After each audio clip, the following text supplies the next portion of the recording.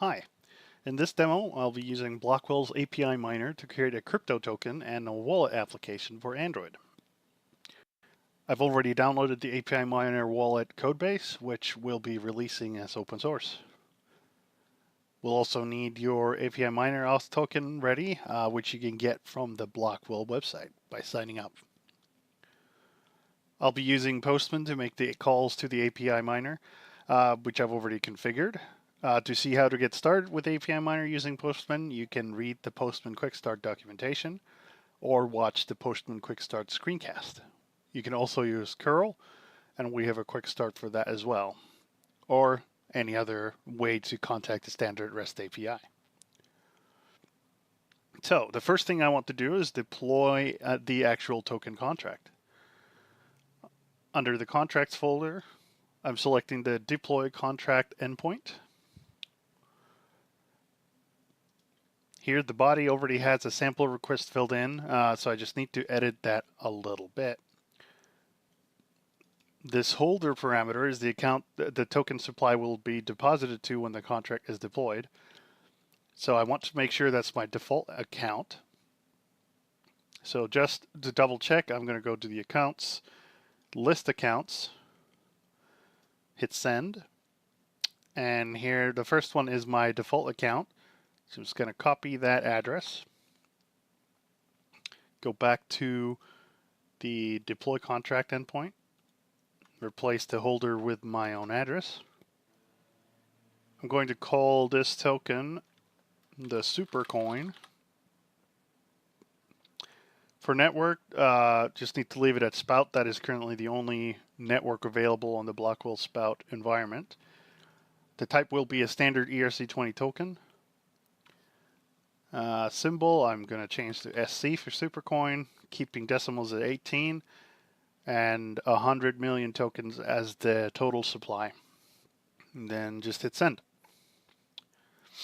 So this response is giving us the ID of the transaction where the contract is deployed. And since it is Ethereum, it takes a moment for the contract to finish deploying. On the Spout network, it usually takes about 8 to 12 seconds. But it did already give us the unique ID for the contract, so let's go ahead and copy that. And we can double check what the status of it is here under contract by ID and parameters. Make sure contract ID's value is the new contract ID and hit send. So here's our super coin. The fact that it has an address means it's already been deployed. So looks good. We have a fully functioning ERC20 token on the Blockwell spout and network. Okay. So next, since now I have the token, I'm going to configure the backend for the wallet application. The backend is basically responsible for user management, registering, signing in, and calling the API miner API. The Android application doesn't call it directly, just because we want to make sure that the main API miner auth token doesn't get distributed. So, and I'm using WebStorm, but you can use any editor of your choice. It doesn't really matter. But the first thing we need to do is copy the two main configuration files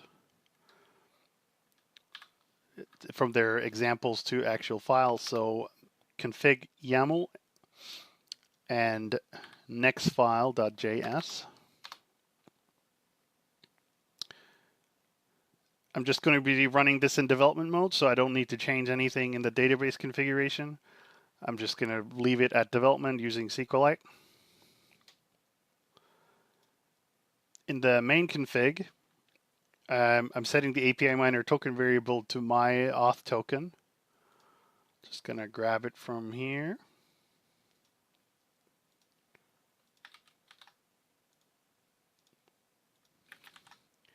And the token contract ID changed to the contract we just deployed.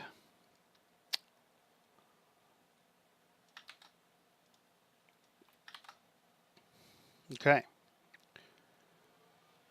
The API miner URL should be pointing to spout.apiminer.com.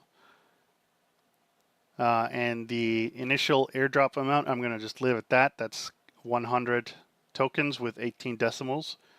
That's just the amount of tokens the new users will be sent when they sign up in the app. Okay, that's all we need to do. So next we're going to go ahead and launch the backend. Just opening my terminal here. We'll start by running npm install just to get all the dependencies for Node.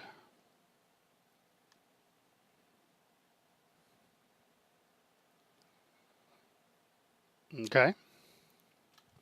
And then we just need to run npm start.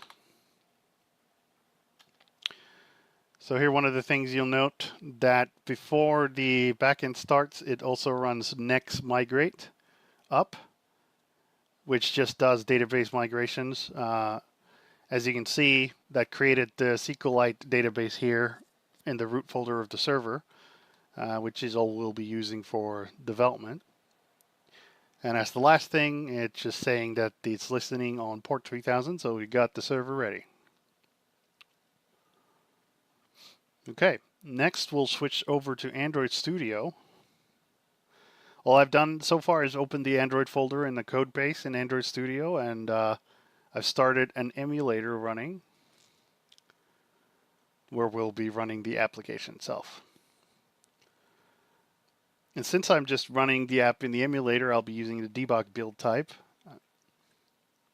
So first off, in the build Gradle for the app, we'll make sure that the URL for the API is correct. So here under build types and debug, we see the 10.0.0.2 and port 3000, which is the IP address of my workstation on my local network, and port 3000, which is correct since we just saw it start on port 3000. And then we'll change some text in the app just to show that we're using the supercoin. Here under strings, there's it's the default token in the app is called WAC, which is short for wallet coin. So I'm just going to change those to be SC instead. And then double check that change these as well. Supercoin balance, free supercoins, and send supercoins. Okay. Okay, that's all we need. So now we can just go ahead and build and run the app in the Nexus 5X emulator that I have running. Double click and it'll take a few moments to build. Okay, the app launched, so I'll register a new account with my slow mouse typing.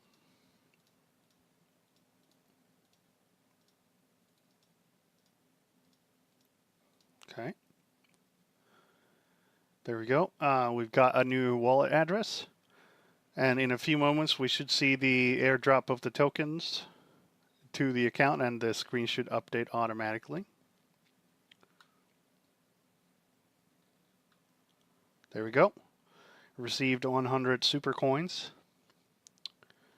And just to double check, let's go and take a look at the transaction history or transfer history for the token. Just make sure, uncheck these,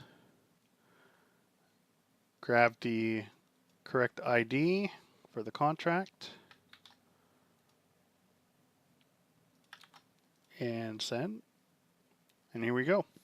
You see 100 tokens being transferred, and let's just double check. The address, our address was 76159, etc. 76159, etc. We're good. There we go. So thank you for watching.